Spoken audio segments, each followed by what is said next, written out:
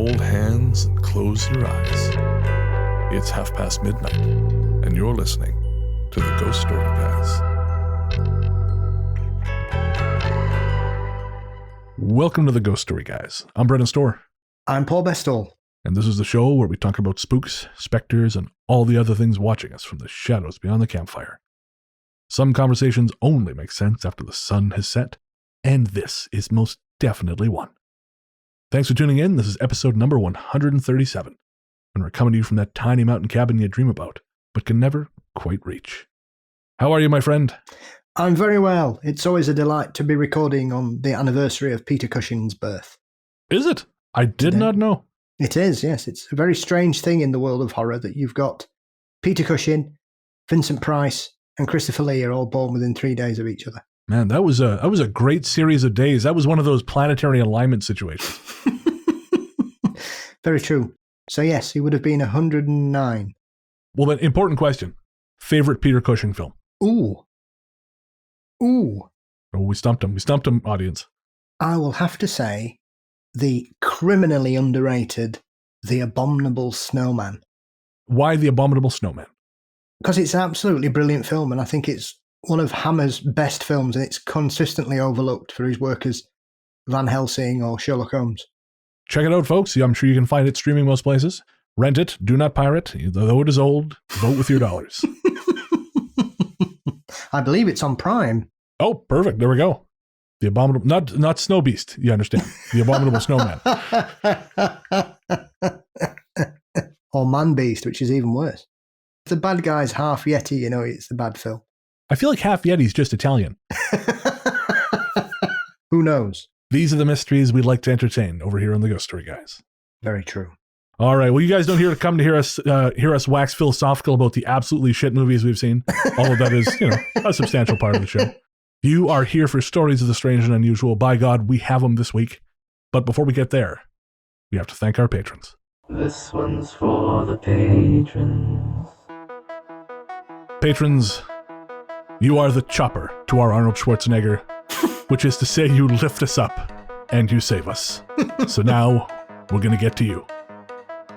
Of course, we'd like to thank all our patrons, but we'd especially like to thank our latest patrons.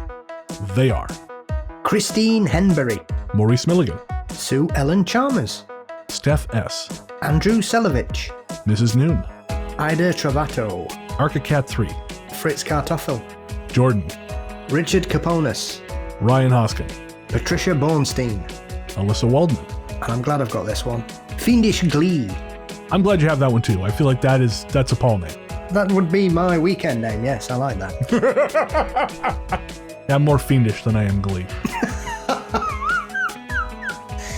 Kind of sums up the musical version of Sweeney Todd, I think, that. That's okay. No, we're gonna get started on movies again. All right, patrons, really, thank you so much. We had a real rush of patrons recently, and it's just wonderful. It's very inspiring, and we deeply appreciate it. So thank you to everyone who supports the show.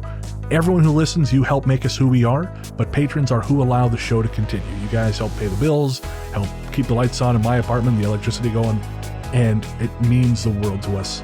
So thank you from the bottom of our terrible hearts. Thank you. If you want to find out how to join the team, head on over to patreon.com/ghoststoryguys. We'll tell you at the end of the show about all the cool shit you get, but we will say for $1 a month, you get an ad-free feed, and that's pretty great because ads suck. Again, that's patreon.com/ghoststoryguys. All right, we're going to take a quick break, and we'll be right back.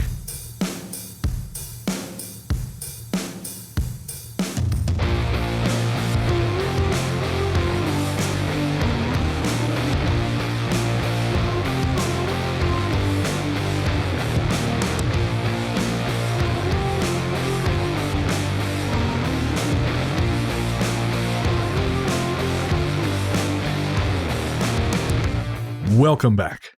As we said before the break, on this episode, we're telling a combination of listener stories and stories found online. Hey, it's me, recording way after the fact. So originally, we had intended to include a non-listener story at the end of the show, but we ran out of time to record it. We'll definitely be sharing that story on the next episode, though, because it deals with a phenomenon that we haven't really talked about much on the show, and that's why we didn't want to rush it. So we're looking forward to sharing that with you on episode 138. Now back to the show. But before we get to the stories, of course, we got to check the mail. Our courteous and efficient staff is on call 24 hours a day to serve all your supernatural elimination needs. We're ready to believe you. All right, Paul, are you prepared to read email? Always. All right. So the first one's from Terry. And Terry says, I lived in Phoenix in the 90s and moved into a house in a beautiful new suburb near South Mountain called Ahwatukee. The house was situated at the bottom of the mountain right across the street from a popular hiking trail. The area was affordable and had great views everywhere you looked. The people that lived there seemed to come and go very quickly with no one staying in their homes for very long. Aha, red flag. About 2 weeks after I moved in, I had a very vivid dream. In the dream, I was sitting at one end of a long conference table around which were seated several Pima elders. They seemed angry and told me the reason no one lasts long in the area is because they didn't ask permission to build there. They told me residents' lives would be unstable until they asked the Pima fathers for this permission. The dream was so real that I could never forget it. From that day forward, I asked for the ancestors' permission to hike on the land whenever I set out on a trail. As it turns out, my stay in Ahwatukee wasn't long either, but it's because my roommates were nuts, so I decided to move out. There is also a true story about Enchantment Resort in Sedona. Many resorts failed in this stunning spot in Boynton Canyon until the current builders of Enchantment did a ceremony to ask permission to build in the canyon. It has outlasted all other resorts in this area and continues to be a popular place into this day. So thank you, Terry. That was in response to the story from Guam from the last episode. What happens when you mess with the jungle? Our next missive is from Chantel. Another great episode. I really look forward to each and every new show. The longer the better. I just wanted to drop you a line about the topic of cigarette smoke. You've both mentioned having smelled the odour of cigarette smoke at times, and I've always wanted to comment. This last episode has finally pushed me to drop you a line. While I can't deny your experiences are not supernaturally based, I was told my random unexplained bursts of cigarette smells were olfactory auras and a possible precursor to my migraines. Olfactory auras are very rare, Brennan, and do not mean you have a medical condition. You know me well, Chantel.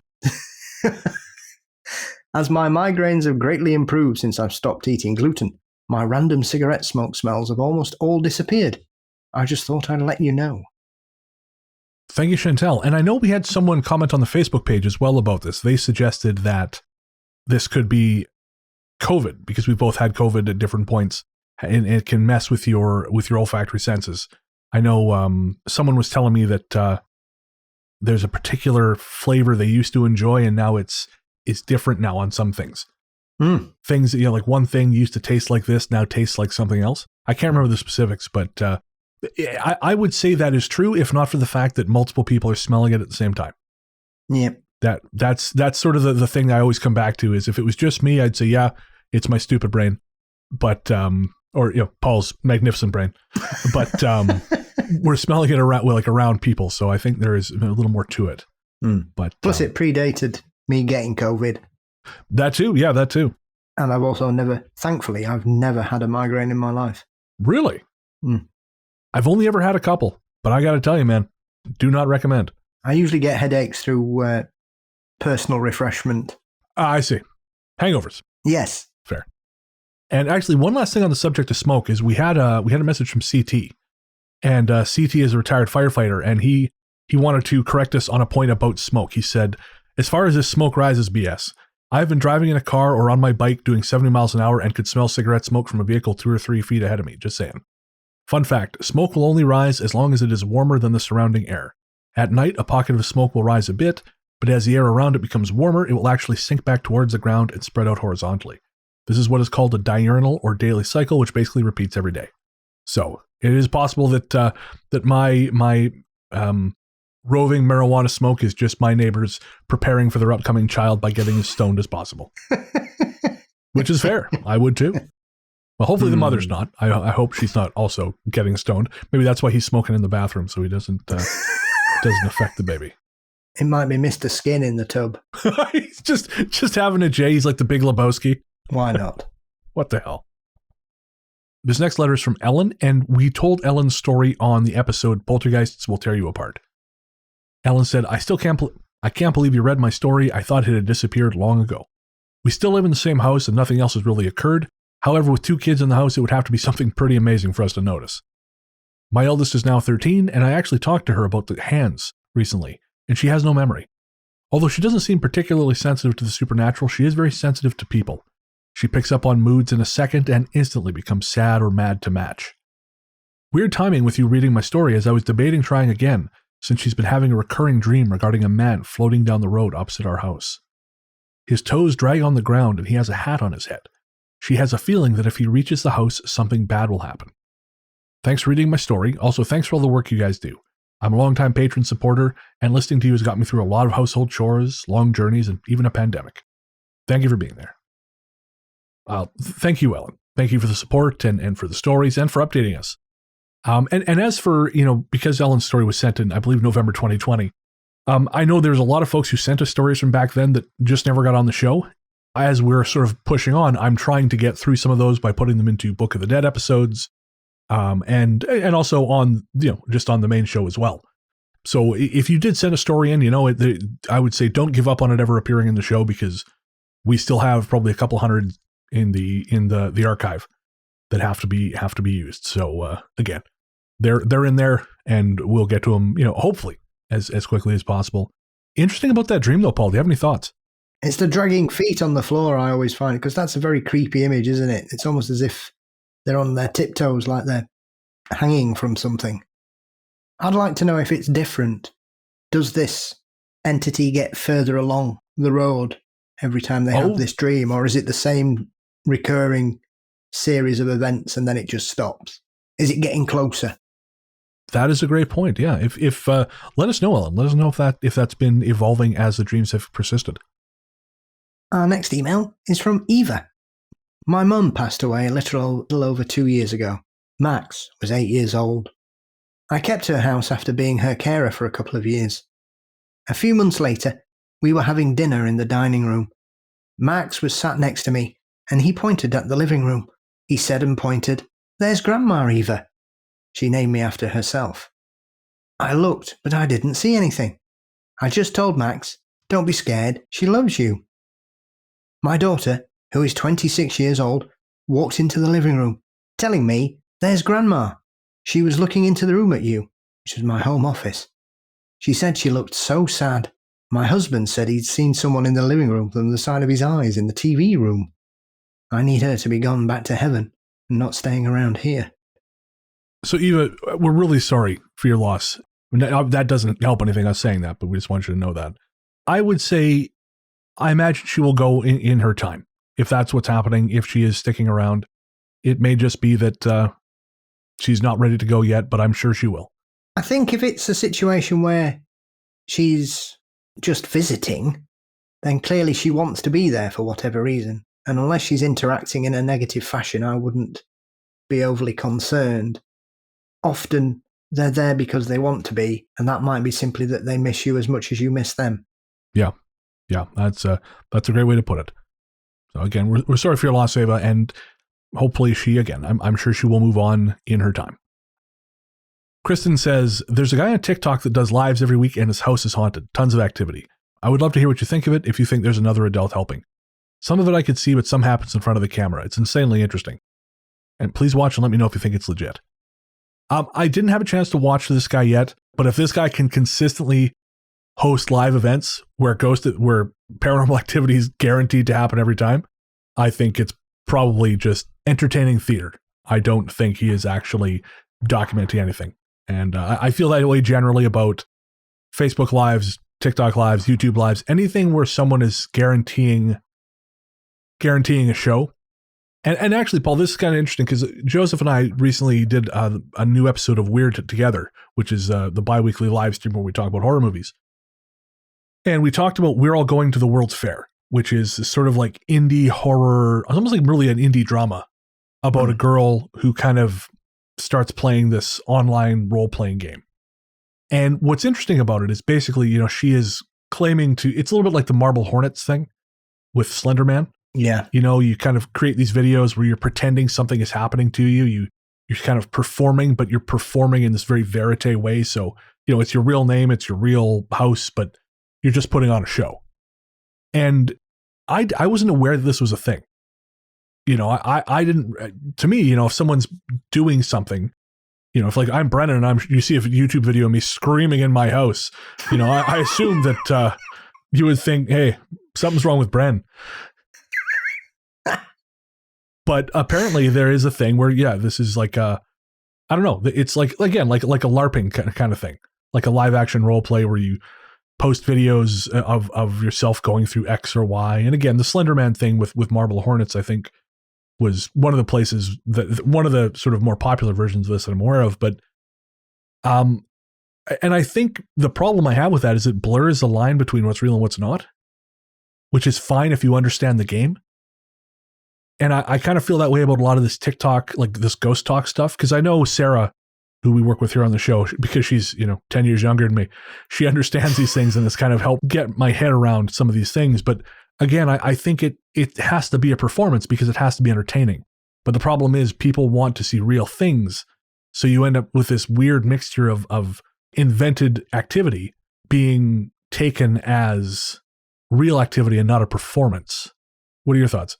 Yes, well, I'm very proud that I refuse to join in with any aspect of TikTok, as it just really irritates me intensely, and I've yet to see anything on TikTok that makes me want to watch any more. However... Get off my lawn. And I say that as somebody who used to really enjoy Vine.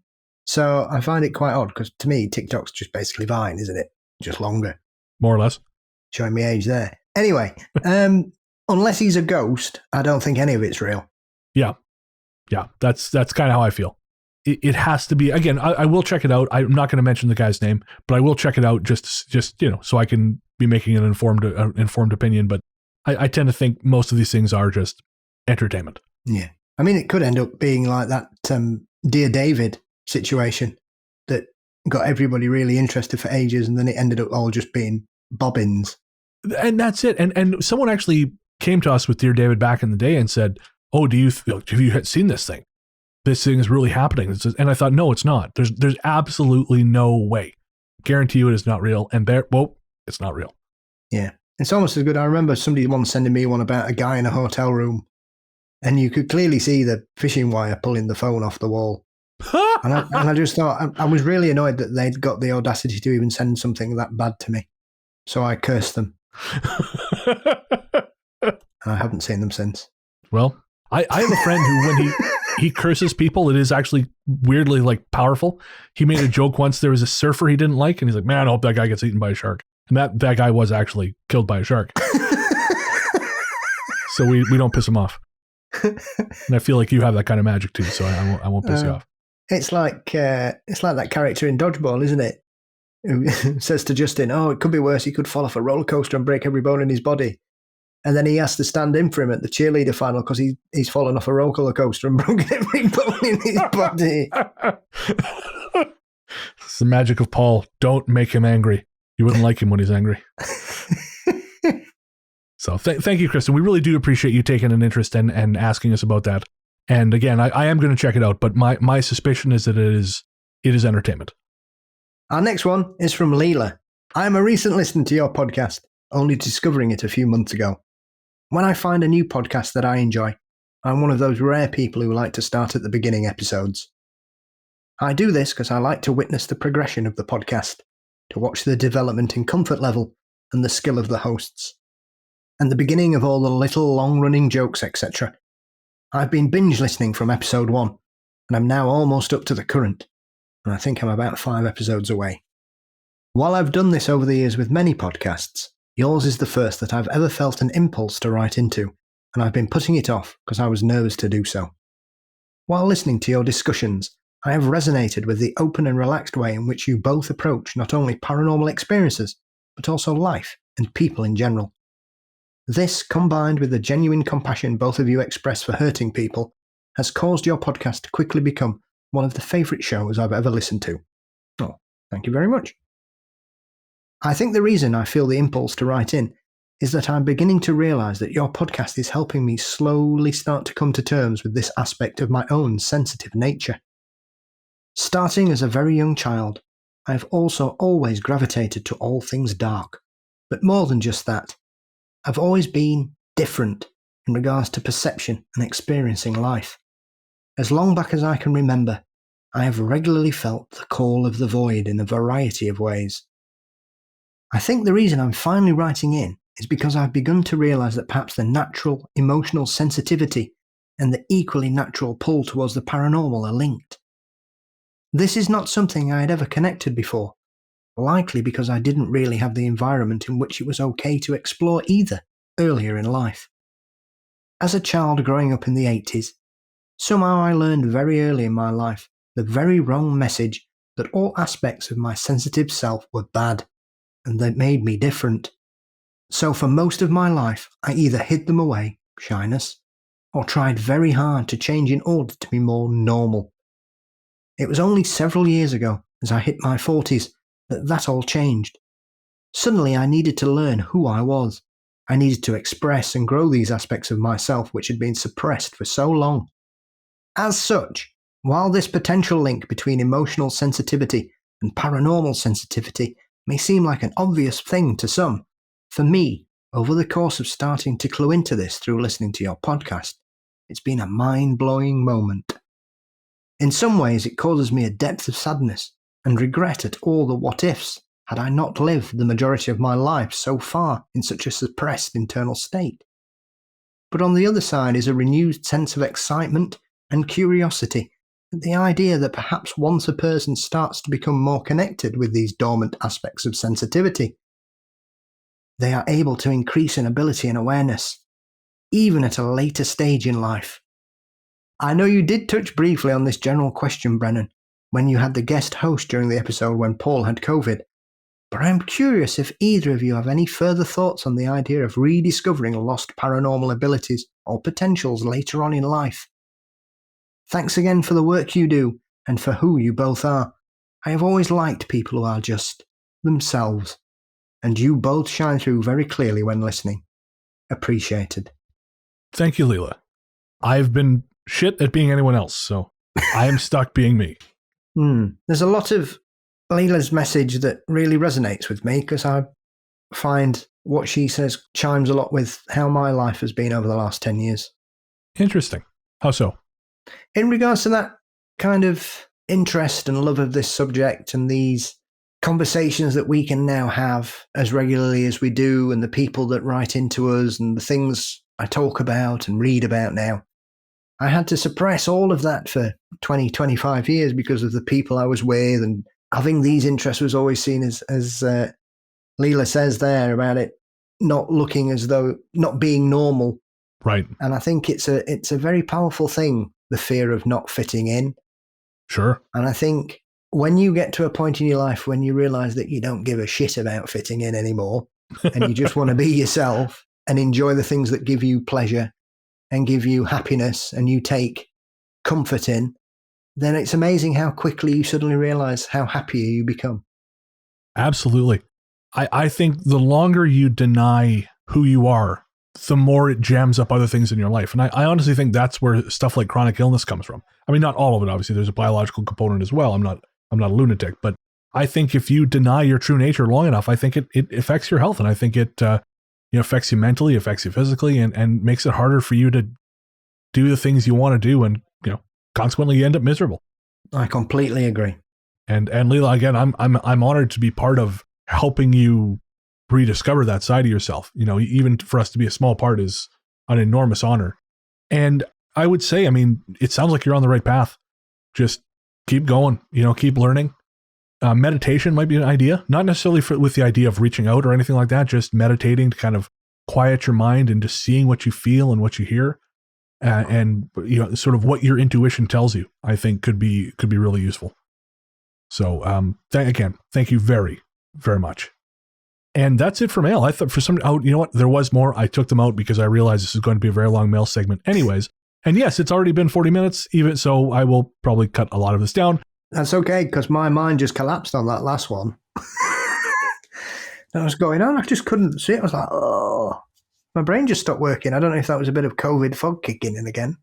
I'm not sure. I just kept missing words. I could see it, and my brain just wasn't saying it. I think that's something not a lot of people have been talking about with COVID. We've kind of entered this period of time where it's like, oh no, it's just a thing you catch. It's fine, and it's not fucking fine.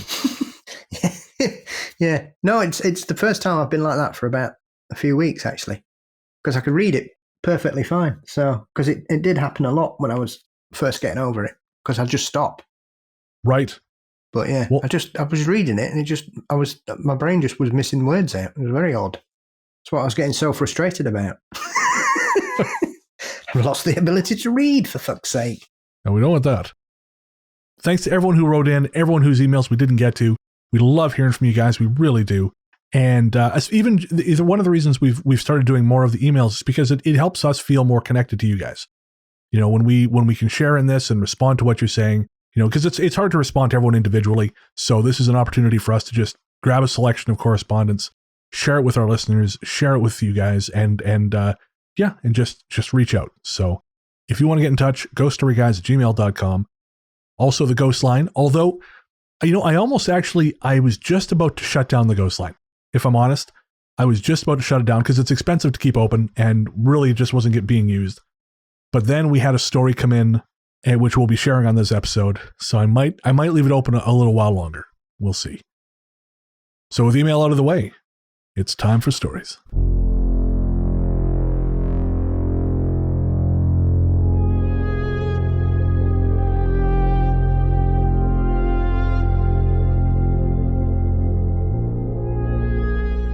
The Hanged Man, from Jared.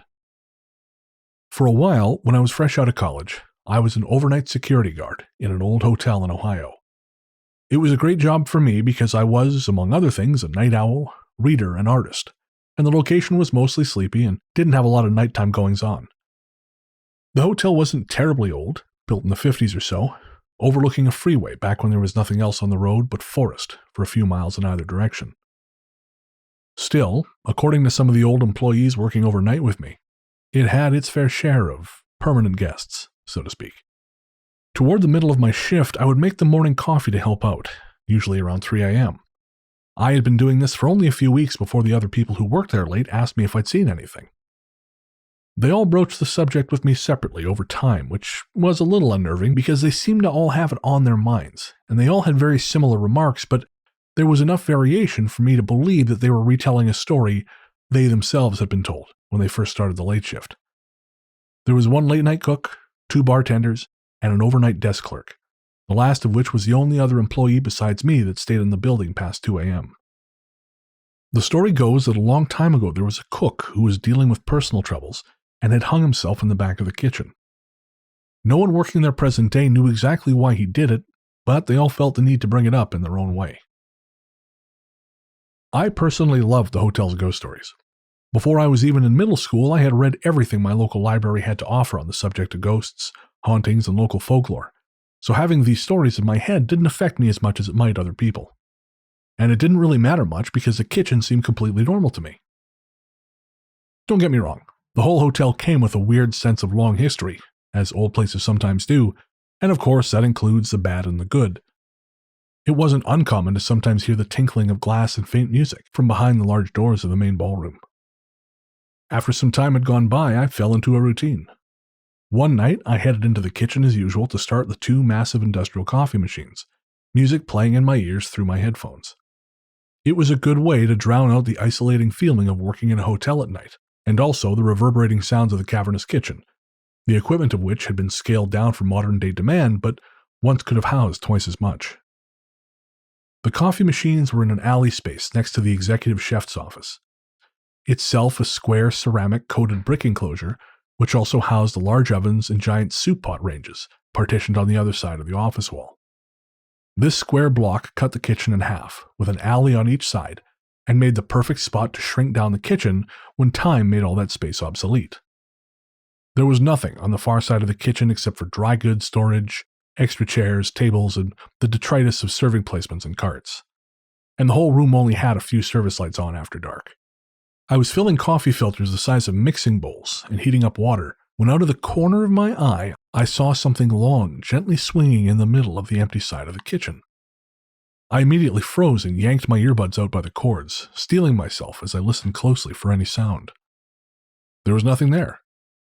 The ceiling of the whole kitchen was modern composite tile and had nothing hanging anywhere. There wasn't even anything tall enough to have been caught out of the corner of my eye. I was a little shaken, but shrugged and went back to my work, putting my earbuds back in. Maybe 30 seconds passed, and I pivoted to grab another filter when I again saw it out of the corner of my eye. A gently swaying mass in the center of the room, hanging maybe 2 feet off the ground. It was all black, and though I didn't immediately turn my head, if whatever this was wanted my full attention, it had it now. My hand again flew to the pause button. The swinging mass was still there, but I didn't hear anything. I turned to look, faster than before, but again, the room was empty. I said, more quietly than I had intended, "That's enough," and briskly made for the nearest service door. I didn't go back to finish the coffee until I absolutely had to, and by then the sun was thankfully peeking over the trees in the forest next to the hotel. Though I've experienced a lot of paranormal things, this one probably creeped me out the most. It's one of 2 times I've ever had direct contact and had to leave the area. I always get the tingle that something's afoot, but this time it was clear to me I was being toyed with, and it felt like whoever or whatever it was appearing in a bad-tempered way. I didn't want to push it. And I tell you, Paul, you've gone to make a cup of tea because you were struggling there in the last email, and I struggled like hell on that story. I don't know what is going on tonight. Jesus Christ. I mean, part of it is I've got this, I've mentioned before, construction noise, but it's much closer to my house today. So I'll be telling the spooky story, and all of a sudden I'll hear some dingus drop a bunch of plywood. And it's not scary, it's just annoying, because I recognize it's not ghosts, it's just some dildo dropping plywood. But I don't know how much plywood they can possibly drop before they have, successfully dismantled every tree in the neighborhood. I am baffled. That's why they're cutting down all the wood in Vancouver then. Yes, they can drop it outside my apartment. I guarantee that's why they're doing it. Rat bastards. But thank you, Jordan. I don't know if you still listen to the show, because again, that was a story from 2020, but I don't envy you this. I love hotels, but I would not want to have to work overnight in one. I've got this, my athletic club is in a hotel because it's a 5-minute walk from my gym. And sometimes I'll go use the pool at night, and then I'll kind of sit in the lobby for a bit. And I love just being in hotels. I love the vibe. I love the feeling of things, kind of just people moving in and out, and you get to see people, kind of from all around on this little adventure, of vacation, whatever it is they're doing there. But there's something unnerving about a place like that, which should be full of energy and activity at night when there's no one around. Yeah, it's weird. It's almost like something has to fill the space that's available. Hotels at night can be very strange places. I remember I think my favorite hotel at night was somewhere in Idaho Falls. And it was because they had a 24-hour hot tub. Now, of course, I'm sure it was full of unimaginable nightmares, at a microbial level. And I'm sure that, 100 people drown in there every 3rd day. But, because it's completely unsupervised. But, sitting in that hot tub after 12 hours on the road, I remember thinking, man, this is the life. And then thinking, boy, I'm glad I don't have to work here by myself. Because it's just, again, there was this eerie stillness. Yeah, I remember we once went to York for a friend's stag party, and we stopped at a bargain local hotel chain that will remain nameless that operates in the UK. And it was one of the strangest hotels I've ever stopped at, because the room me and my friend were staying in, because we were doubling up, was an L-shaped, and they got one bed round the corner. Oh, I don't like that. Out of the way, so you couldn't talk to whoever you were with unless you were shouting around this corner. It was very strange. So obviously we rearranged it all. But it looked like it must have been an old people's home, because it wasn't designed like a hotel. It looked like it had been an old people's home. It was a very strangely set out place, and it just didn't feel right. It was quite odd. And the corridor looked like the one out the Stanley Hotel. It was a bit weird. Come to think of it, my cousin and I, when we went to Nelson, we stayed in a hotel that was like that. In our room, as I recall, it was a little bit set up like a weird L, with one bed oddly isolated from the rest of the room. It's where the sacrifices happen, I think. Well, I mean, the hotel did have a history of haunting. So, we just, and I think we managed to annoy the ghost enough that it stayed away, because we got kind of buzzed, and we would just shout the ghost's name from time to time. Mrs. Hume, I believe was her name. And so, yeah, I imagine, couple doofuses with a skin full of booze is the last thing that ghost wanted to deal with. Who needs Ghostbusters when you have Knob Creek bourbon? So thank you again, Jordan. The Cajun Lady, from Gareth. I live in England, but have visited New Orleans many times. It is without doubt my favourite place, with a vibe all of its own. Prior to COVID, whenever I was in the States on business, I would try to get to New Orleans for a few days. However, my younger brother Brian had never been before May 2018, although he has travelled widely elsewhere as an engineer officer in the military. Our father passed away in 2017, and we decided to use some of his inheritance to travel to New Orleans for a week, so that my brother Chris could see what all the fuss was about. It was the first time since childhood, I was 56 in 2018 and my brother was 49, that we had been away together on holiday, so we were looking forward to the opportunity to reconnect. We were staying in a bed and breakfast on the edge of the French Quarter. The B&B was an old 1870s house that had both been a brothel and a funeral. A brothel? The B&B was an old 1870s house that had been both a brothel and a funeral parlour in its time. It was run by a husband and wife team and was full of Victorian furniture and bric-a-bracs. It was definitely not a modern hotel, but full of character. I had stayed there many times and considered the owners to be friends. I have always been interested in the paranormal and have read widely on the subject. Despite this interest, I try to maintain a healthy skepticism and have never actively dabbled. Chris has never shown any interest and has no religious beliefs. The B&B had a reputation for being haunted and had been investigated by local groups. There's a YouTube video available of one of these investigations. I had watched this out of interest, but had not mentioned it to Chris, or the fact that the establishment had a reputation, as I knew that he had no interest in this subject. Many places in the French Quarter have a haunted reputation, so the B&B was not unusual in that respect. We were sharing a room on the ground floor at the front of the house. It had 2 beds, one of which was a large wooden Victorian bed that had steps up to it. The other was a single. Chris was in the large bed, and I had the other. The decor of the room was Victorian, with wooden furniture, heavy curtains, and bare floorboards. Nice, but very old-fashioned. On the 3rd night there, the alarm on Chris's cell phone was triggered early in the morning, which was inexplicable, as it had not been set. He turned it off, and a couple of minutes went by, when I suddenly heard him jump in bed and turn the light on. He told me that he had been lying awake when a woman's voice whispered in his ear. He was unable to make out the words, as the woman was speaking in French. We assume Cajun French, as New Orleans was predominantly French-speaking until the late 19th century. Later that morning at breakfast, I told the staff, and they responded that other people had experienced similar things in that room, from what they referred to as the Cajun Lady. I was also told that the room was where the bodies were shown to families during the house's time as an undertaker's. The following night, in the early hours, Chris's cell phone was swept off the sideboard. Nothing further happened during our stay. My brother was very unsettled by what had happened. He was forced to reassess his previous disbelief. As a military man and engineer, he's very grounded, but he is adamant that something happened. I should perhaps also add that until I retired in 2020, I worked for many years as an academic at a UK university, so neither of us are anything other than conventional and are not given to flights of fancy. The similarity between my brother's experience and the YouTube investigation is quite striking. Again, he had not seen this or been aware of it previously. The bed and breakfast has now unfortunately closed up after the couple sold on. I would be grateful for any comments you may have about this experience. So, thank you, Gareth. What are your thoughts?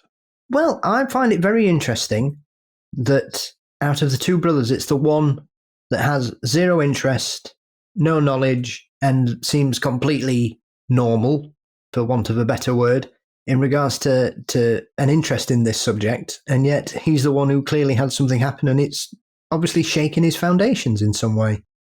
Well, I find that that's often the case. I mean, there's a line from an old ghost movie. I think it might have been from The Uninvited, but I'm not 100%. It might have been from Haunting of Hell House. But the basic idea is that for people who are completely cut off to these things, when they do happen, the sort of complete inversion of what they expected from the universe can really blow the doors off and really cause a problem for some people. And I think that's true. I think if you have a totally rational worldview and something happens to you that doesn't fit, it can be hard to reconcile. It can be a difficult thing to kind of get your head around. I mean, certainly for me, Jesus, when I got into all this stuff, I didn't believe at all. I thought it was just great stories, and it's hard to, this is 10 years ago now. It's hard to imagine. But I was one of those guys who thought, what is real is what in front of me. What's in front of me, nothing. Everything else is bullshit. And then I saw a shadow person peeking out at me from a corner, and I thought, oh well, I guess not. And other things happen, which we've heard on the show, and which you and I have kind of talked about covering in like a greatest hits episode at some point. Yes, because we've had people ask about our own personal experiences. But so it can really mess with you. And in the case of this, I mean, I'm not surprised that something happened in New Orleans, of all places, because that is a haunted city. I mean, Gareth, you talk about that place having a vibe all its own. You are not kidding. The first 2 times I went there, both times I became apprised of a missing persons case within 24 hours of arriving. The first time there, I think I've said this before, I got talking to a bartender in the French Quarter, and she was saying that she was bummed out. So I just asked her, I said, what's up? And she said, these kids were just in here. I guess they'd been partying in the bar the night before. Their friend got into someone's car to buy weed. They haven't seen him since. And she said, they're not going to see him again. That kid is gone. And I'll never forget, she was from Montana. She had been in New Orleans for a few years, and she looked at me with this really, really far away look in her eyes, and she said, at least back home when someone kills you, they have a reason. And I don't know what else you can say to that other than nod and take a sip of your beer.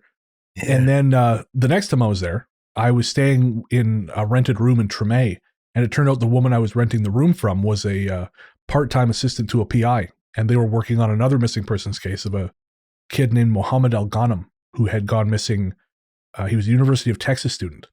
I think they had dropped him at a motel by the highway, and his family had. He was just supposed to take a cab in the morning to the bus station, get a bus. I think he was going back to Arkansas or going to visit family in Arkansas or something. Gone, completely gone. And they had no leads. And as far as I know, he's still missing. And it's just the kind of place where, if you're not careful, it's beautiful, wonderful food, wonderful people, but it has a dark side. But going back to Gareth's story, though, the nature of it kind of sounds a little poltergeisty, doesn't it? Yeah, very much so.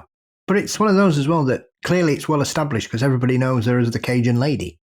Oh, yeah, that's a good point, yeah.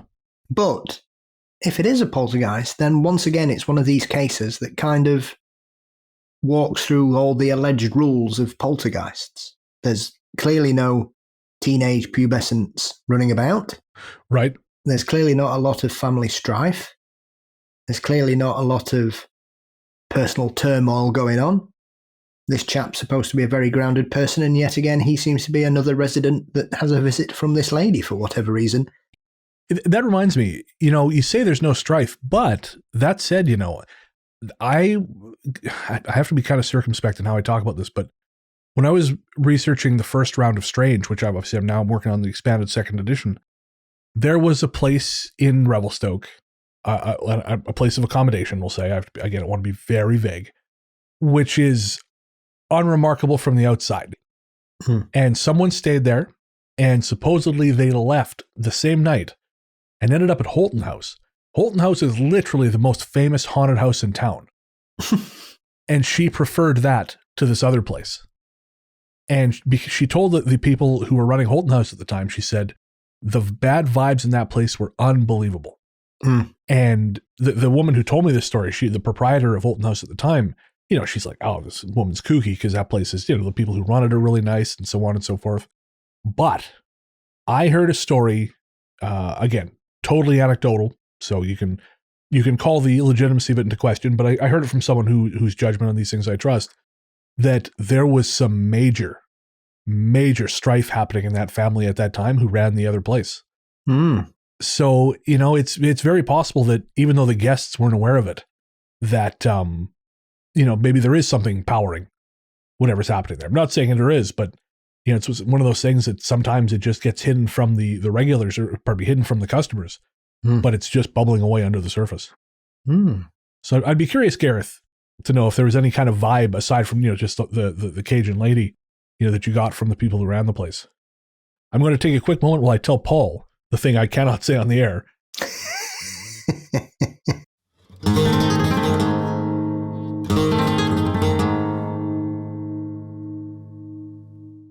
And we're back from Secrets with Brennan and Paul. I can't believe that. Sometimes that's one of the best parts of this job, honestly, is sometimes you hear things and you think, oh, that's great, but I can't tell anyone. But in a way, that's almost better. Yes, I have lots of outtakes from my show with people who have bared their soul about a variety of subjects that has stayed between me and them. It's a little like therapy. It is. I've always been a good listener. That's true. I can vouch for this firsthand.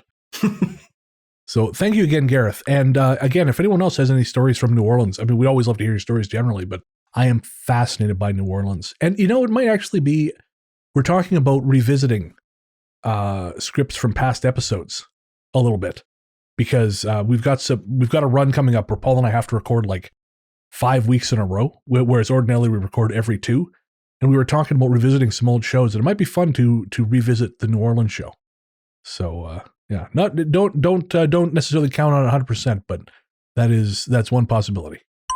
We're going to take a quick break to pay the bills, and we'll be right back with our next story.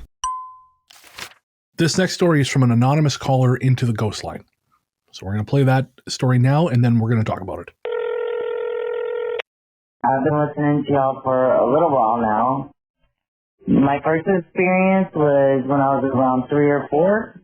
I was sleeping, I had a canopy bed, and I opened my eyes and saw these little, I honestly don't know what the hell they were. I just saw little things laying on top of my canopy bed, looking over the top of my canopy bed at me. I saw their hands on the side and their faces looking down at me. I started screaming, and my mom came in there and slept with me the rest of the night.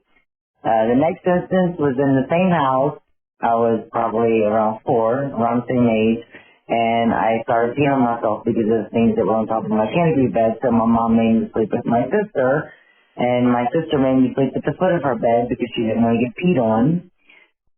So I was sleeping at the foot of her bed, and I rolled over and opened my eyes, and there was a hand coming up the side of the bed with long red fingernails. Skip forward to my parents building us a house in Caesar. All this happened previously was in Pekin, and my grandparents wanted their home that was for rent. They let us live there. My mom and dad built a house. From the time we moved there, I started seeing things when I would go to sleep. Mind you, I wore glasses. I was really, really blind, and I still am as a child. It's just gotten worse as I've gotten older. But I would fall asleep and wake up, and there would be somebody standing next to my bed looking down at me, blacker than black, and I would scream every night. My parents would come running, and finally I just started sleeping with my glasses on because I got sick of my mom and dad telling me that it was just because I didn't have my glasses on, and I was just seeing things. So they started leaving the bathroom light on, which shined directly into my room, illuminated the whole room. Me and my younger sister slept in the same room in twin beds, and I slept with my glasses on. I would open my eyes and still see it, so therefore I started sleeping with covers over my head as well as my glasses on and peed on myself every night. Eventually I started pushing my sister's twin bed next to mine and just peeing all over her because I was so scared. I wasn't sleeping in the nighttime. My mom would wake me up in the morning for school, and she would tell me to go take a bath because I peed on myself, and I would fall asleep in the bathtub. It got to the point where I was so sleepy that I would fall asleep in the bathtub, and when I would wake up out of the bathtub, I had to let the water get so hot that when I would stand up, I would pass out in the bathtub. I broke my toe passing out in the bathtub. This is elementary. I broke my glasses multiple times passing out in the bathtub. This is all the lack of sleep. It was so bad, and I called another podcast and told them about the story, and as soon as the guy said, oh, well, it didn't ever try to hurt you, so it wasn't like anything that was bad.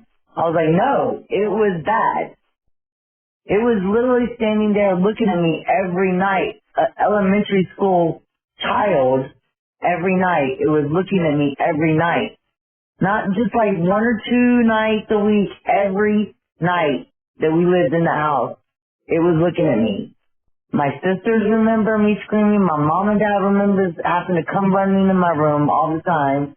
My mom all lit candles, very religious woman, my grandmother, my mom all. She lit candles for me and told me to tell God that I'm not ready to see it. Just to not let me see it because I'm not ready to see it. When I'm older, I might be ready, but right now I'm not ready. It scarred me for life. To this day, I know that there's things. I have this messing with me. I'm 46, and I still sleep with covers over my head. 2 of my 4 daughters have gone through this. My grandson is now going through it. I'm sorry. I'm sorry. I believe in all of this. And nobody I talk about, and I'm not one of those people that stay shut about it because I'm embarrassed. No, I don't stay shut because I know it's true. And whoever will listen, I will tell them, I know for a fact it's true. When my daughter says, Mom, her son, my grandson is like, look, he's scared all the time because, yeah, there's a reason for him to be scared. What am I supposed to tell her? Ignore it? Like my parents said, no, don't ignore it. Don't. It will mess you up for life. You're going to be scared forever. Even if they didn't ever touch you, they violated your space. I mean, where do you start with that? You've got somebody who's had a lifetime of trauma from the other side. That's it. And, there's this notion that I hear all too often, which says, kids are tough. They bounce back. Kids are tough. Kids, stuff just rolls off them. But it doesn't. That's not how trauma works. Trauma does not just go away. Just because you don't see the marks you're leaving in a kid emotionally doesn't mean they're not there. Yeah. And when a child comes to you with something that is obviously frightening them and you deny them and you just say, no, that's not happening, get over it, stop lying, stop being stupid, you are causing so much trauma. You are causing so much damage. You have to listen to kids, and you can't just wipe it, sort of hand wave it away and say, they're tough. Kids are tough. That's bullshit. That's how you end up with traumatized kids and call her, I'm so sorry that happened to you. That's a fucking nightmare, and that is a crime, and I'm so sorry. It is. It's very interesting because the last time I spoke with Paul Sinclair, we were talking about his latest book, which is called The Night People, where Paul had visitors in his bedroom as a child. And Paul had a very similar thing that he was so frightened, he would wet the bed. Now, I've met Paul. I've been UFO spotting with him. He's as tough as old iron. You know what I mean? He's a proper working class Yorkshireman who's worked manual labour all his life. He's as tough as old boots. So for him to sort of open up about how frightened he was as a child, and he was terrified because the only response he would get was he would get beat for wetting the bed. Jesus. Yeah. So when you've got that kind of situation, like the caller has, where everybody's telling them it's in their mind, it's because they're not got their glasses on, it's just a bad dream. Well, maybe once or twice. But when it's happening all the time, if you keep pushing it away, the only thing you're doing is just traumatizing the person that's in the middle of this because they've got no escape. That's exactly it. And then, it's something else I want to address. You mentioned that Paul Sinclair is, he's working class. He's a tough guy. He just kind of, that's who he is. And I'm so annoyed when I hear this sort of assumption by a lot of people who don't know our genre very well, who think that the only people who tell these stories are, these sort of weird beards who do X or Y, and I don't want to name a particular practice because I don't want to offend anyone because I don't judge those things. But, the vast majority of people who've told me stories are people who are just ordinary folks. They go to jobs, they go home. Their primary concern is paying the rent, looking after their kids, and just getting out alive. They're not trust fund kids with more time than sense, which appears to be the way some people look at this. There is no one kind of person who experiences these things. I really feel for people who've had UFO experiences because those poor motherfuckers constantly get written off as hayseeds or idiots or yokels or whatever hurtful bullshit people used to refer to folks who live in the country, because I don't know, this is just, they're hand waved away. And there are shows I listen to, shows I like, which are skeptical, which do this. And it pisses me off because it's one thing to say, I don't think that's true. All right, fine, sure, whatever. I mean, you can ignore all the fucking evidence. The US government just had a UFO, like a session on UFOs where they admitted that they have video evidence of things they cannot explain. No, they said most of these things can be explained away through rational means, but there are a significant portion over the decades which cannot, which means, if we were living in any other time, this would be huge news. This would be huge news. It means they're publicly acknowledging that, yeah, there's something happening we can't explain. Doesn't necessarily mean they're little gray men from planet Titulon 9 or whatever, but they're out there. Something's happening. And that's the same thing with the paranormal. Something's happening. Stigmatizing the people who experience it doesn't do anything, saying like, oh, well, they're just hippies or they're just hillbillies or whatever. That's bullshit. That's lazy justification. And that really, really annoys me. My family, they all grew up with weird shit happening in their house. The house, like literally the house they grew up in was deeply haunted. Not one of those people is kind of a weird, whatever bullshit, you know what I mean? Like personality you want to put on them, that's not them. They're all a bunch of hard drinking, hard smoking people who, again, they're not even very religious. Mm. So you can't apply those things to it. And when I hear stories like Caller, and again, when you're having those basic experiences denied, it really, really bothers me. And I'm so sorry. I wish I had a better solution than just acknowledging it. But if nothing else, I'm gratified that your grandkids, they have you there. Mm. And you can tell them, I have experienced this. I have seen this. You're not alone. You are not crazy. And you can talk to me about it. I mean, I don't know what will get rid of them.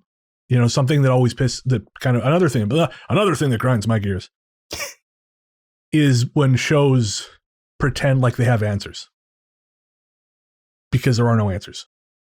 This is a fundamentally unknowable subject. Anyone who tells you, oh, well, go dip a sugar cube in absinthe and shove it up your ass, or whatever they think is going to solve the problem, they're most of it's making shit up. There are a handful of folklore remedies passed down through the years. You can try those things like iron, things like sage, things like Palo Santo, and they're all worth trying, absolutely. But to say we know why they work or we know that they work is simply not true. And so I'm not going to, I'm trying to move away from that in the show. I want to really be honest with people, Paul, about the fact that we don't know. We know we're experiencing these things, and we can be here to say, yes, this is a real experience. This is valid. You're not going crazy. I mean, there are some times where, I think there is a mental health issue, and we do tell people that. Would you agree with that, Paul? Yeah, absolutely. I think often, like the caller says, well, he explained it to somebody and they were like, well, it didn't hurt you. Well, it has, hasn't it? That's it. Just because it's not a physical attack doesn't mean it doesn't have lasting damage. And often, for many of us that have been through traumatic experiences, it's usually more through mental abuse or the mental scars that do the longest damage than any physical ailment that you may receive or happen to you. As they say, if you break an arm or you break a leg, and I've done both, then it eventually it heals, and it's, almost as good as new. Often, sometimes it may feel a bit better, but often when you have something that's psychologically damaging, it will last you a lifetime, and you can simply deal with it as best you can through whatever means possible. As I often used to say, I was a very big fan of self-medication, shall we say. Yep. Primarily because you're just pushing things away half the time. And I think when you're able to open up and talk about things, and like you say, the thing that always pisses me off is when anybody reports a sighting and somebody says, "Ooh, how much have you had to drink?" Right. As someone that ran bars for a considerable length of time, for people to hallucinate through alcohol, they would have to be at the point of death. Yeah. That's how much alcohol it takes you for the body to begin to hallucinate. Now, if you're an alcoholic and you drink all the time, you are more prone to hallucinations due to the amount of alcohol in your bloodstream. However, for 99% of the world's population who imbibe alcohol, you cannot get to that point without nearly killing yourself. To be fair, if you've drunk that much, you probably are going to die. And I've had that explained by family members who are nurses, I know doctors, I know EMTs. Every single person says the same. So whenever you hear a skeptic say these people are drunk and they're hallucinating, they're talking absolute crap. They're just regurgitating some stick to beat people with that stops people coming forward. I heard a very famous skeptic last year on a nationally syndicated television show claim that every single person who was involved in the Hopkinsville Goblins case was drunk. There is no evidence of that. There's nothing in the reports. The mother was a teetotaler. There was no beer found. Nobody smelt of alcohol. There was no evidence of this. But one of the world's most famous skeptics sits on television and says that a policeman told him off the record that everybody there was drunk. There was 4 kids at that incident. Jesus. You know what I mean? So, and I've got no time for that bloke. Anyway, he just says things and he can't back them up half the time. So, it's one of those things. Like when people say, when I speak to people who deal with UFO cases, and somebody says, an aviation expert will come out and say, well, it's ball lightning. We've no evidence ball lightning even exists. Oh, yeah.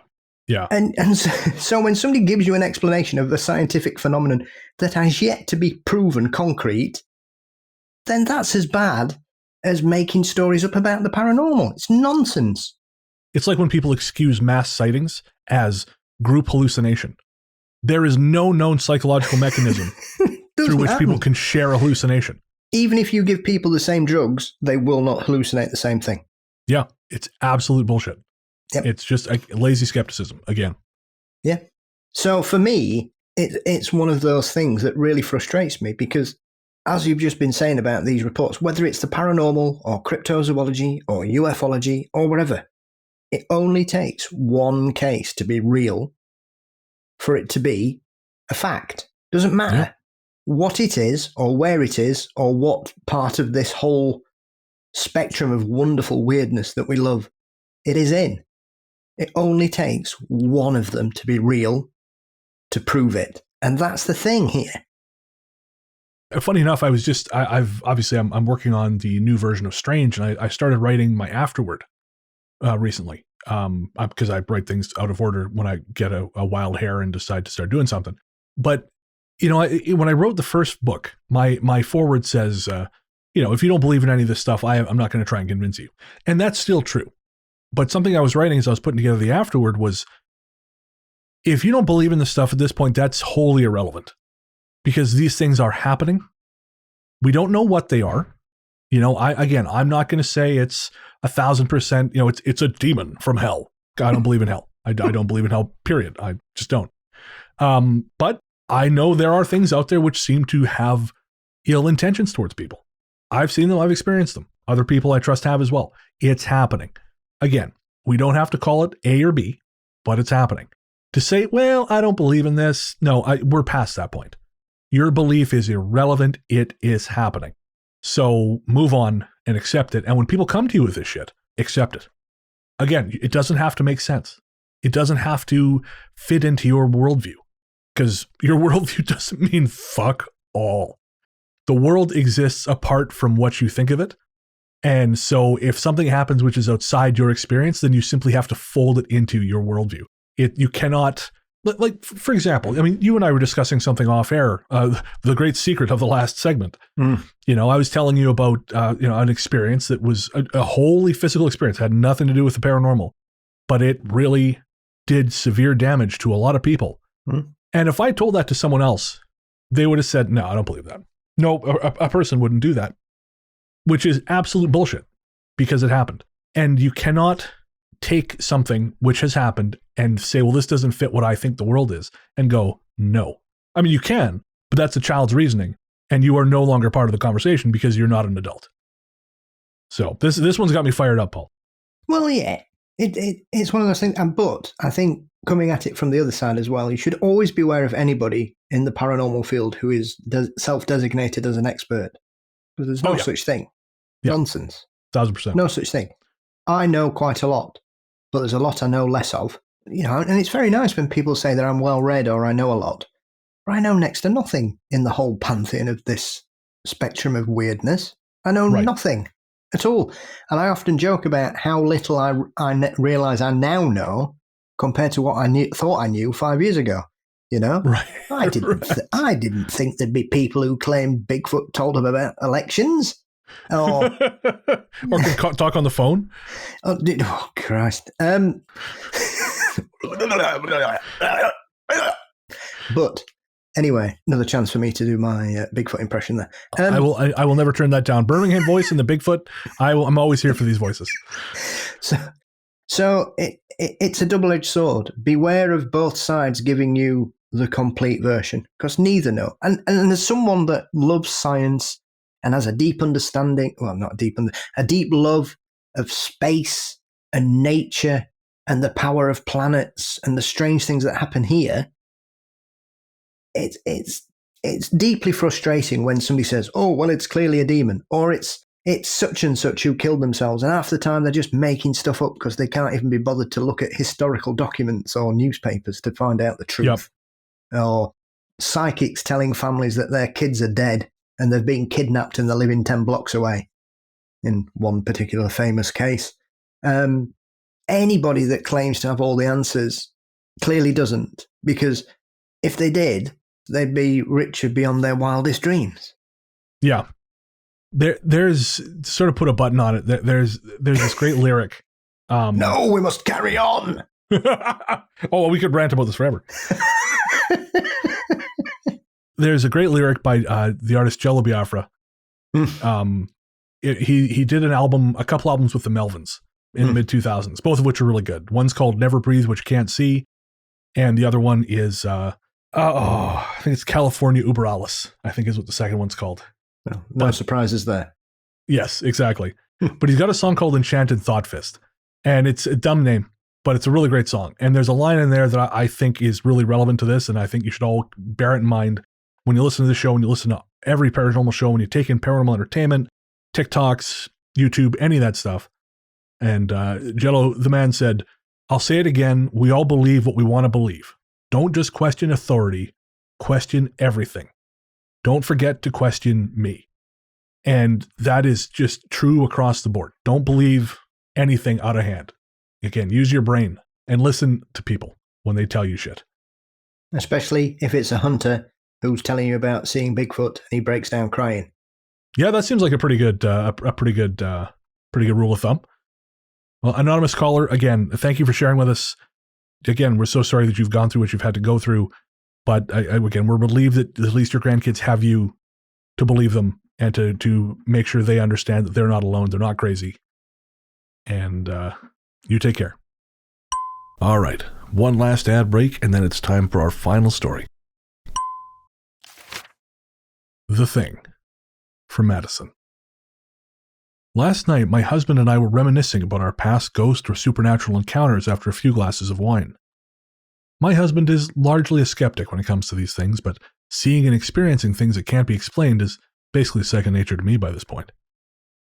I wanted to share a few experiences with you that even made my skeptic husband stop dead in his tracks, unable to find a reasonable answer to what I've experienced.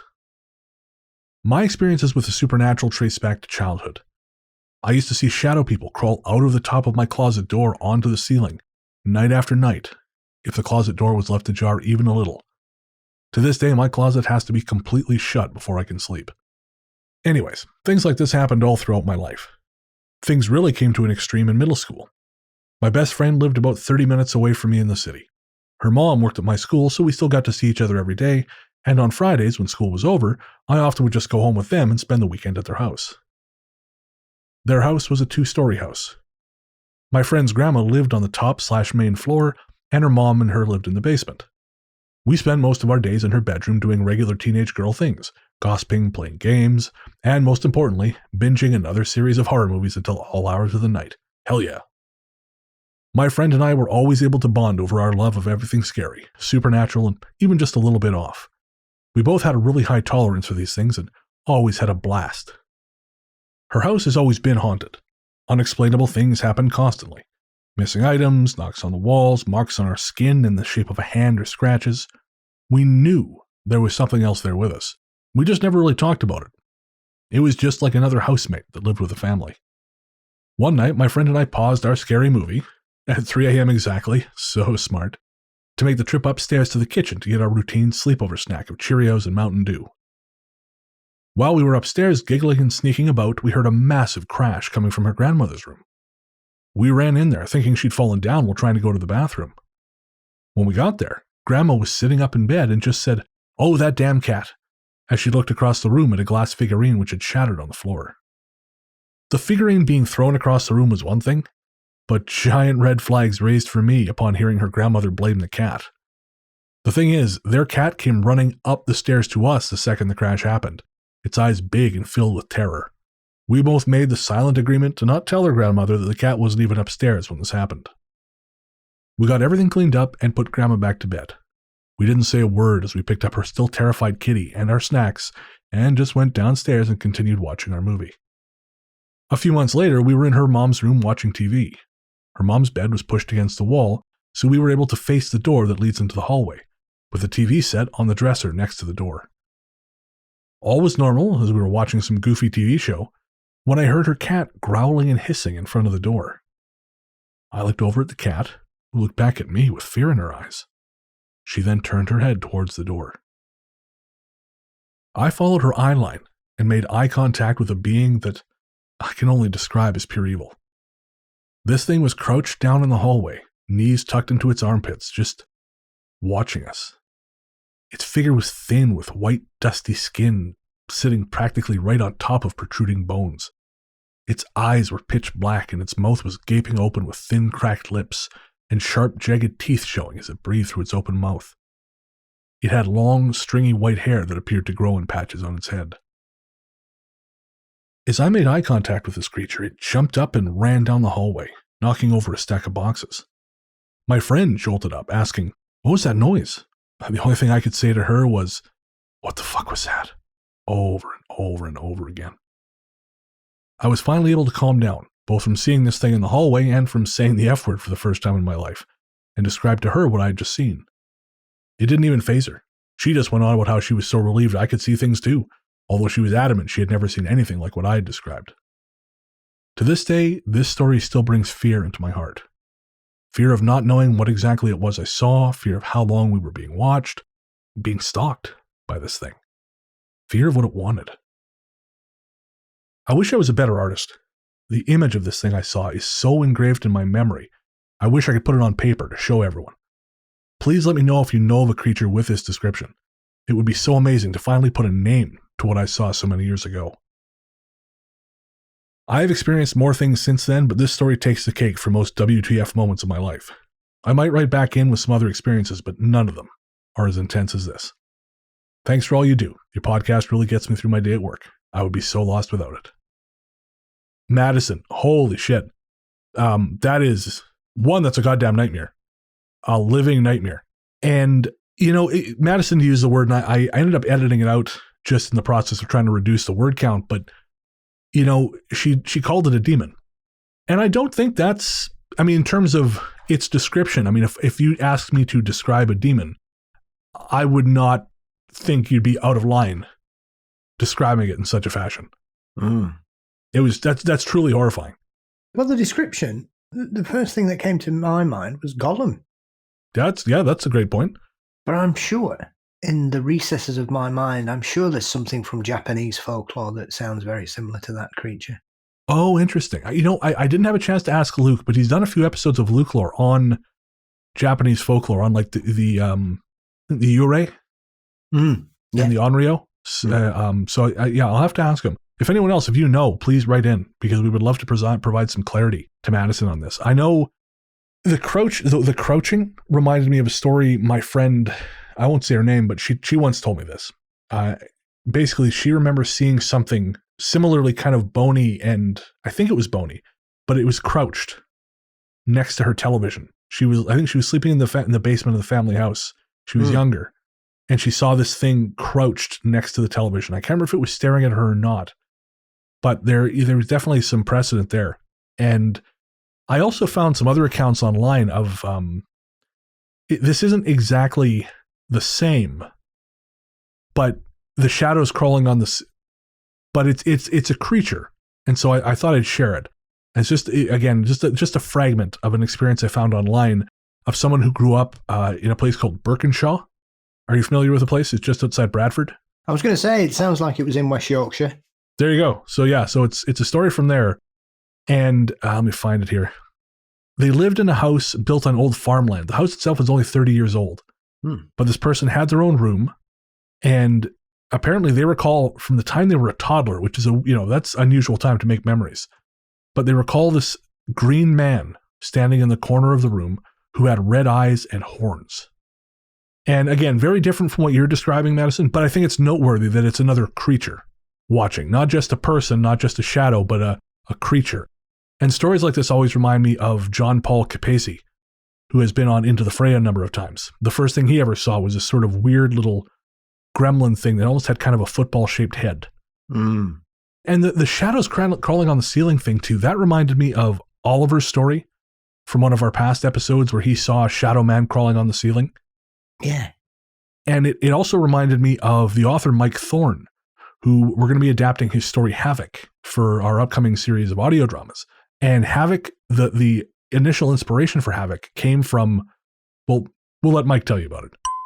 And I believe I read somewhere that at least part of that story was influenced by a sleep paralysis experience you had. Is that correct?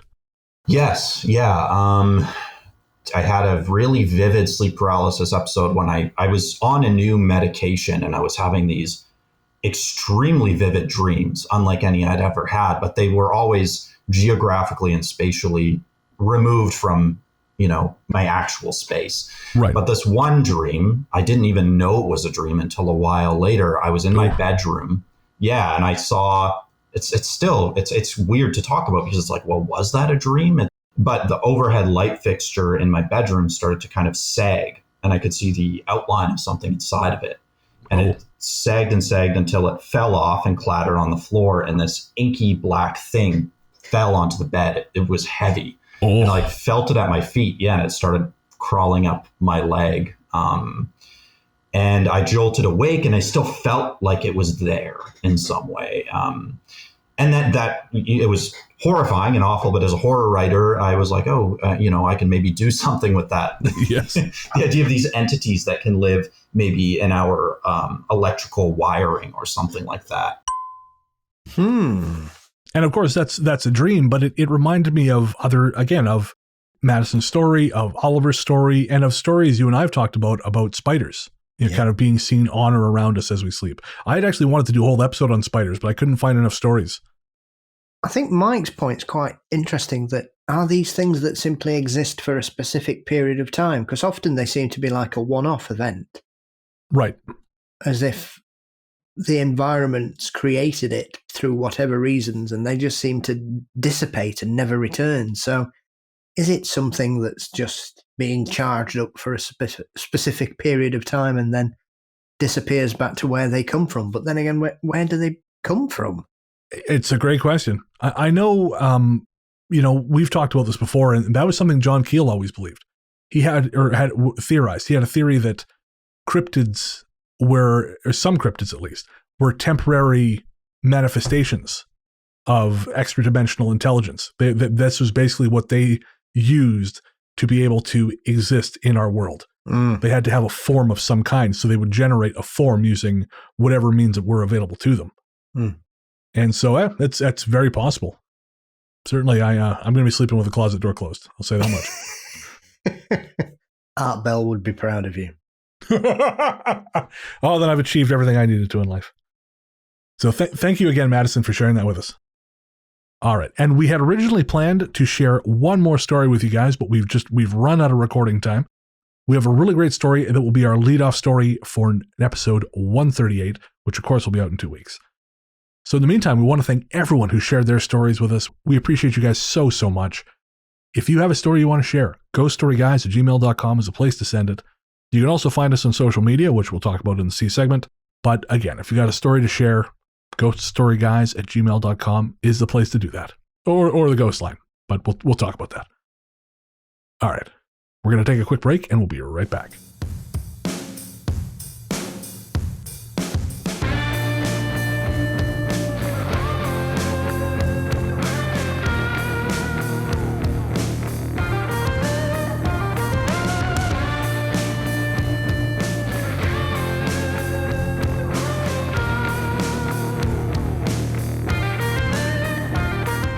Hey there, listeners.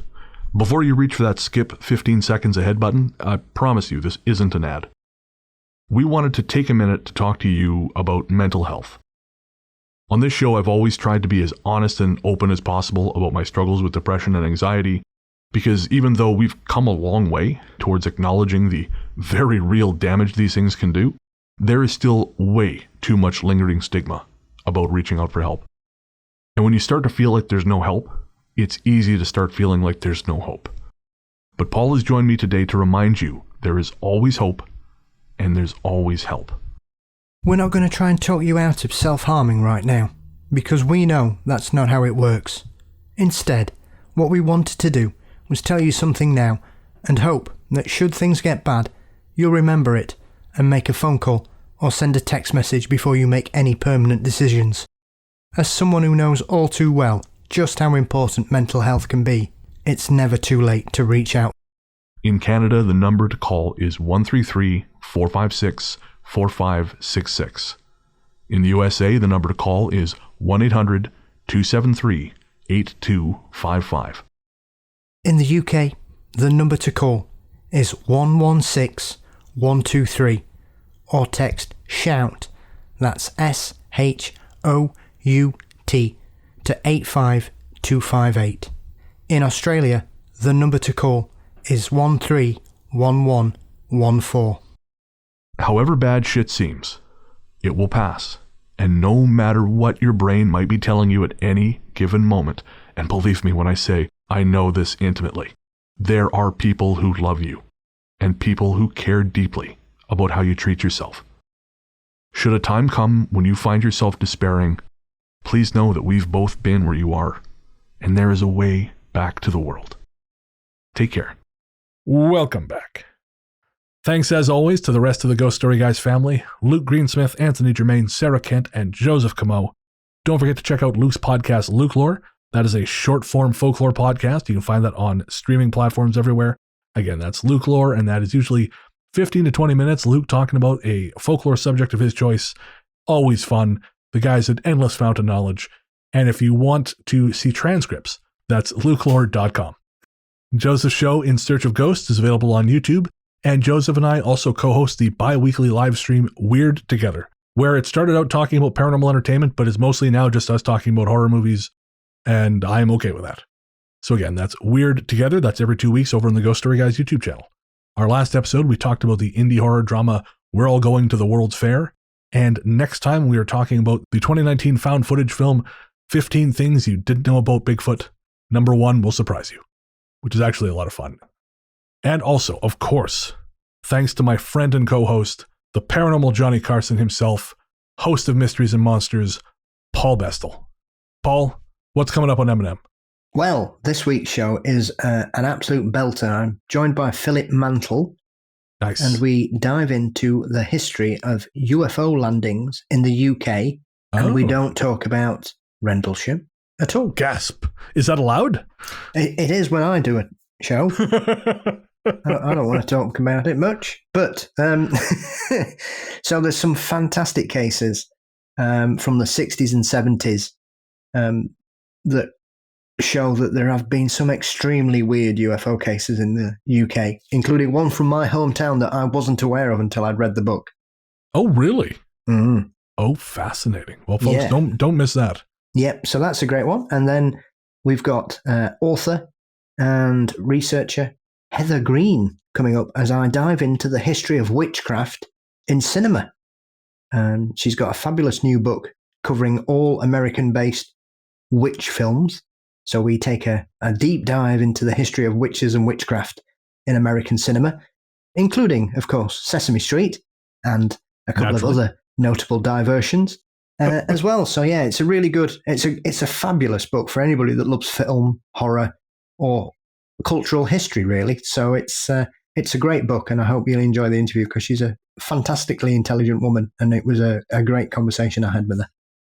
Well, folks, if you're not already listening to Mysteries and Monsters, which you should be, those are 2 great reasons to start. And Paul, where can everyone find you online? You can find us by searching for Mysteries and Monsters, where all good podcasts live. And we're also across all social media platforms as Mysteries and Monsters. Perfect. I'm on Twitter and Instagram as Largely the Truth.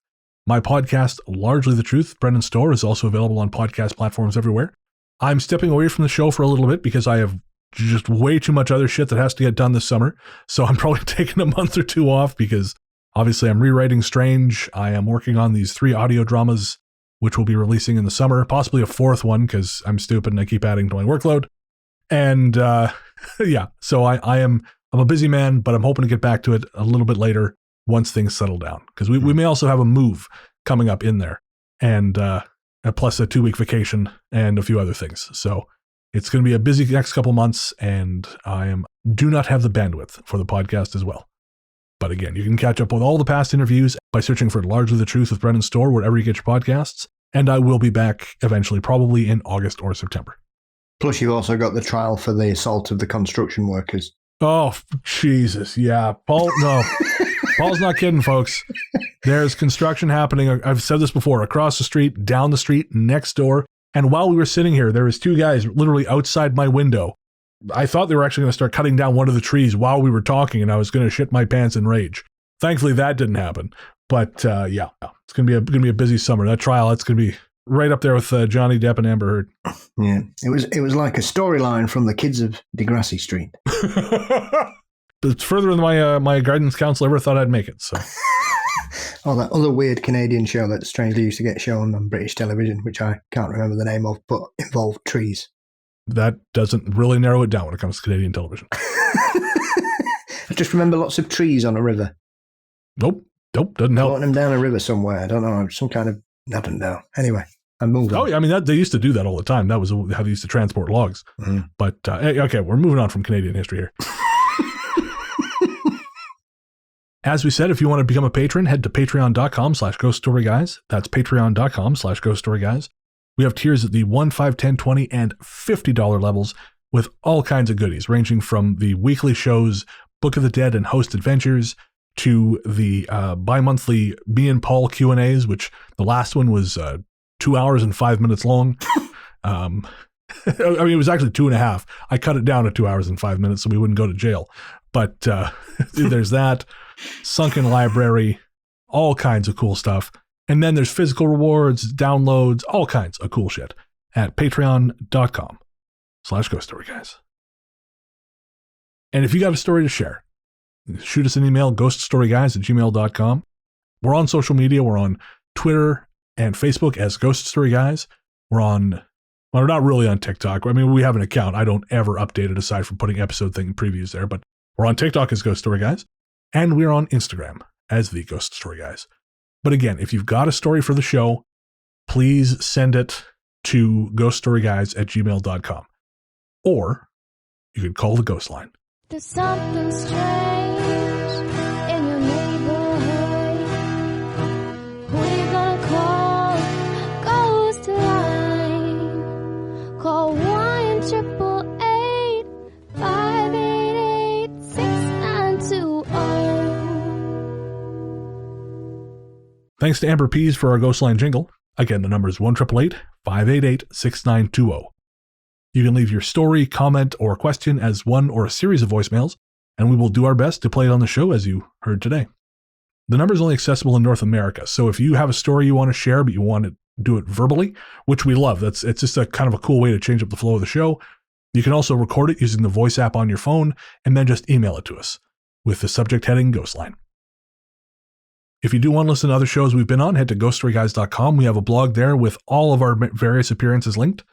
You can find us on TV Trivia Pod, Diamond's Dozen, and tons of other shows. Again, that's all at ghoststoryguys.com. And while you're there, if you want to click on over to our web stores, you can go to our TeePublic and Redbubble stores, where you can find t-shirts, stickers, mugs, all that good stuff. And again, you find all of that by going to ghoststoryguys.com. If you could, make sure to leave a 5-star review anywhere you can. Helps bump the show's numbers and just reminds us that you're out there and listening. We do get all those reviews. We love seeing them. And also, if you like the show, tell your friends. There's no better way to help the show grow than a personal recommendation, and we're very much trying to help the show grow this year. We're actually having some pretty great results, which I'm very happy about. And so thank you to everyone who's told their friends, who's admitted publicly to liking the show. I understand that might not be easy. So Thank you. Thank you. Thank you. Our theme song, Radio, Into the Darkness We Go, is composed and performed by Peter Kursov of Podzontommusic. Find more from him by searching for Podzontommusic wherever you get your tunes. Our story's theme is The Future Belongs to Them Now by Hexxagram. Find more from them by searching for Hexxagram wherever you get your music. Remember, that's Hexxagram with 2 X's, not 3. And I guess that's going to do it. So, we'll be back in a couple of weeks. But until then, Into the darkness we go.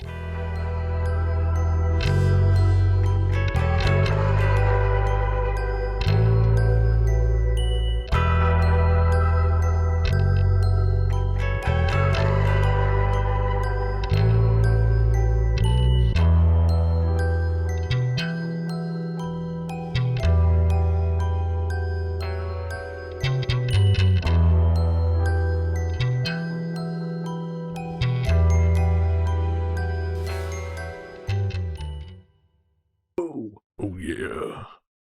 Oh, yeah. yeah. The cream rises to the... Anyways, I'll stop.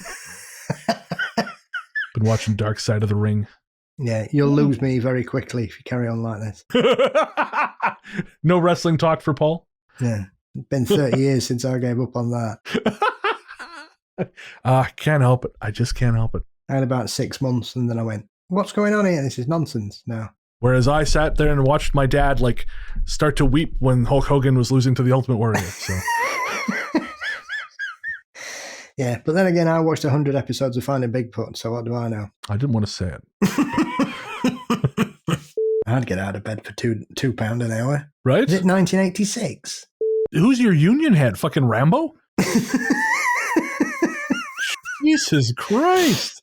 I mean, that's great. That sounds like a hell of a deal. I'm very happy for you. I hate you, but I'm very happy for you. So yeah, it's fucking balmy. No wonder I wish I'd joined here 10 years ago.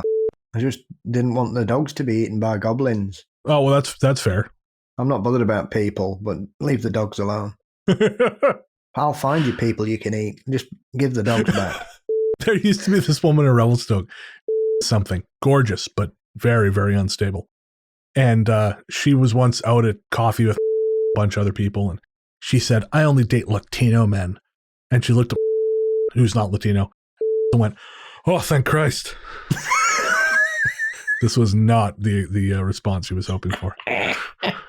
As if the people of Latin America haven't suffered enough. All right. You got the Contras and you. Fucking hell. That's right. Jesus Christ. I still have to say, I still end up watching it about once a month. That fucking video of that hamster. Have you ever seen it? Where that hamster is just playing away and then it just freezes like that. And then they start playing like footage from Vietnam over the back of it. And the theme from Platoon. It's like fucking hamsters remembering when it was in Nam. I haven't seen that. Have you not? Oh man, you've got to see it. It's 30 seconds of fucking genius. Hamster Vietnam. All right. Do we want to do this last story or do we want to go straight to the C segment? What do you think? Do you think we've got enough? I think so. I think we should push to the next show, and let's address it in the C segment and say we had one more story, but we come up on our time, and so we're going to bump it to the next show. Yeah, that's okay. We've got because by the time we're done, we're going to have over 2 hours, so that's more than enough. And quite frankly, the last shows have been really fucking long. So if I have a shorter one to edit, I'm not sad about it. Okay, that works for me. As long as you're happy, then I'm happy. Oh yeah, no, it's all good. Winning hearts and minds. Goddamn right we are.